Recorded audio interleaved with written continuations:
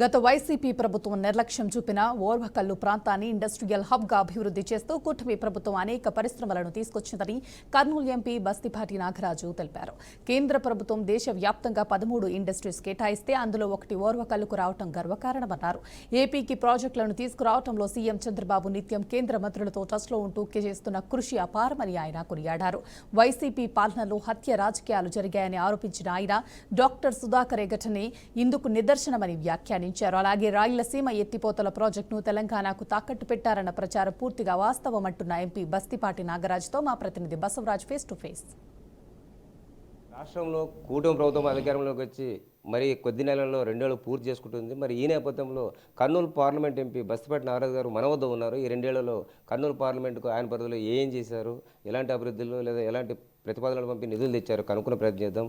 అన్న నమస్తే, కొత్త సంవత్సరంలో శుభాకాంక్షలు బీఆర్కి న్యూస్ తరఫున. Thank you.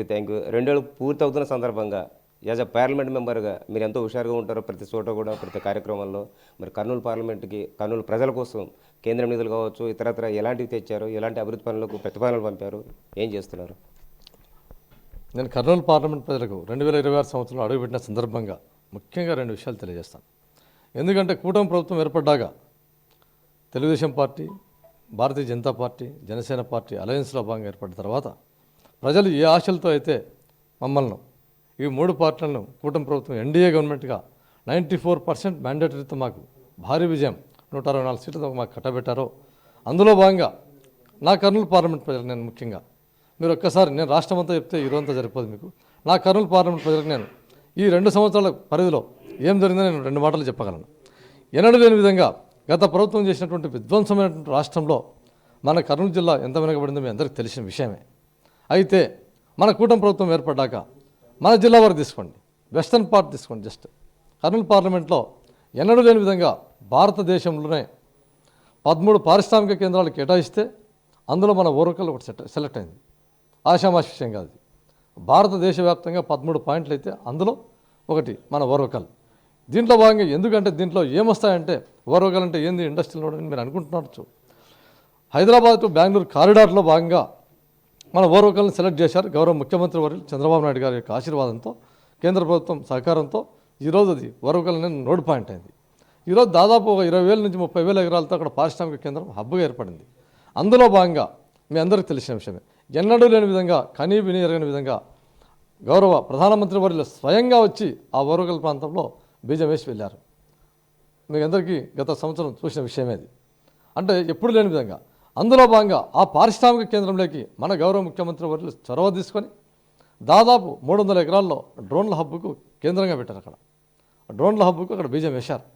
116 ఎకరాలతో ఫస్ట్ ఫేజ్ రేపు ఓపెన్ కాబోతుంది భూమి పూజ.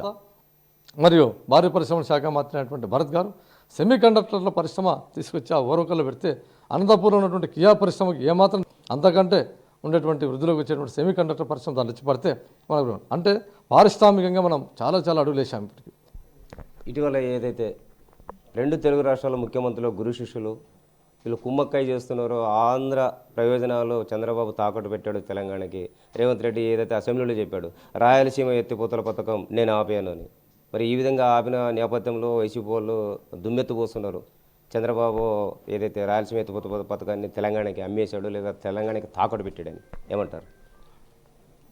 మీరు మీడియా పత్రికలు కూడా ఒకసారి ఆలోచించాలి.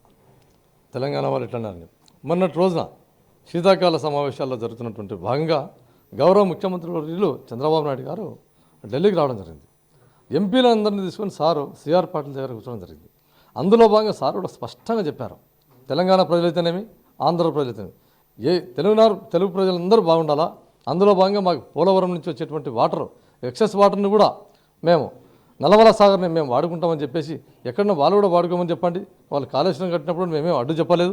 ఈ పథకాన్ని ఆపారు, ఆ పథకాన్ని ఆపారు, వాళ్ళు ఆపారంటే ఎవరు ఆపేటివి కాదు ఇవి.